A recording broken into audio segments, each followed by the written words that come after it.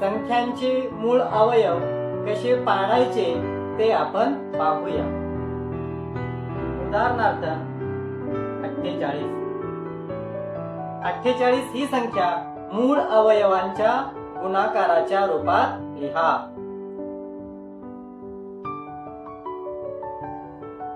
मूळ अवयव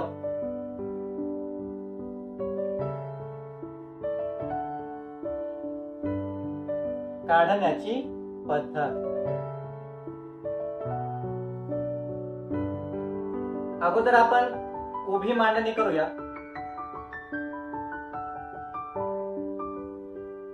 यामध्ये 48 ही संख्या आपण घेतली। एकक स्थानी 8 आहे, म्हणजे या संख्येला 2 ने भाग जातो। 2 दुणे 4, 2 चौक 8। परत एकक स्थानी 4 आहे, त्यामुळे 2 ने भाग देऊ। 2 एक 2, 2 दुणे 4। परत एकक स्थानी 2 आहे, 2 एक 2, 2 सक 12, 6, 2 त्रिक 6 आणि 3 एक 3। हे झाले उभी मांडणी। आता आपण आडवी मांडणी पाहू।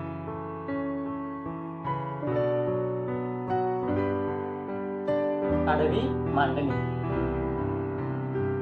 48 बरोबर एकक स्थानी 8 म्हणजे 2 गुणिले 2 दुणे 4, 2 चौक 8 बरोबर 2 गुणिले 24 ला परत 2 ने भाग जातो, त्यामुळे 2 गुणिले 2 एक 2, 2 दुणे 4। आपण इथे 24 चे अवयव पाडले।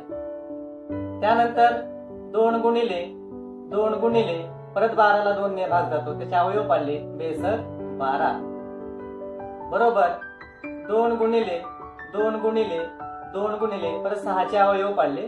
2 त्रिक 6।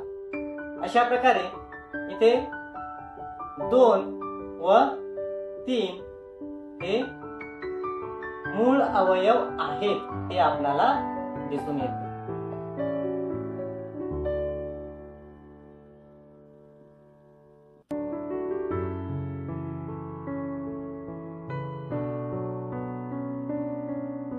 आता आपण 90 ही संख्या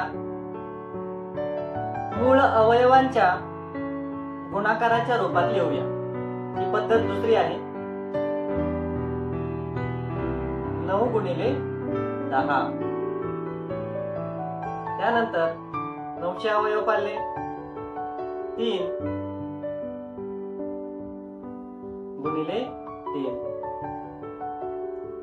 आणि 10 चे अवयव पाडले। 5 गुणिले 2 म्हणजेच 90 बरोबर 3 गुणिले 5 गुणिले 2। सरावासाठी आपण आणखी एक उदाहरण सोडवूया।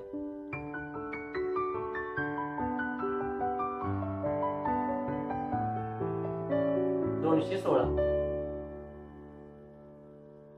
एकक स्थानी 6 आपण 2 ने भाग देऊया।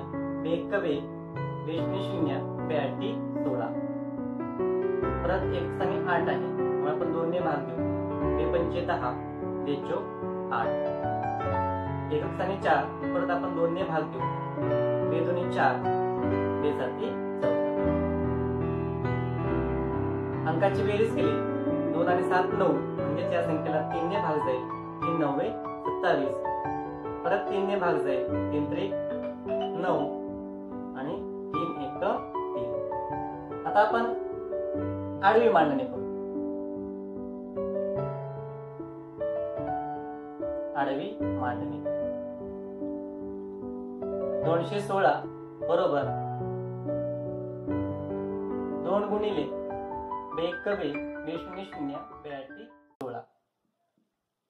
2 गुणिले आता आपण 108 चे अवयव पाडूया। 2 गुणिले 2 पंचे 10, 2 चौक 8 बरोबर 2 गुणिले 54 चे अवयव पाडूया। 2 गुणिले 2 दुणे 4, 2 साती 14 बरोबर 2 गुणिले 27 चे अवयव पाडूया। 3 9 27 बरोबर 2 गुणिले 2 गुणिले 2 गुणिले 3 गुणिले 9चे अवयव पाडूया. 3 त्रिक 9. अशा प्रकारे 2 व 3 हे मूळ अवयव आहेत.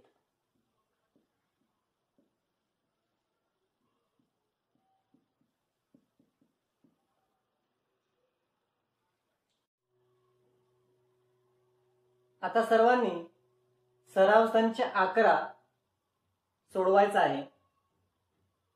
खालील संख्यांचे मूळ अवयव पाडा. त्यामध्ये संख्या आहेत 32, 57, 23,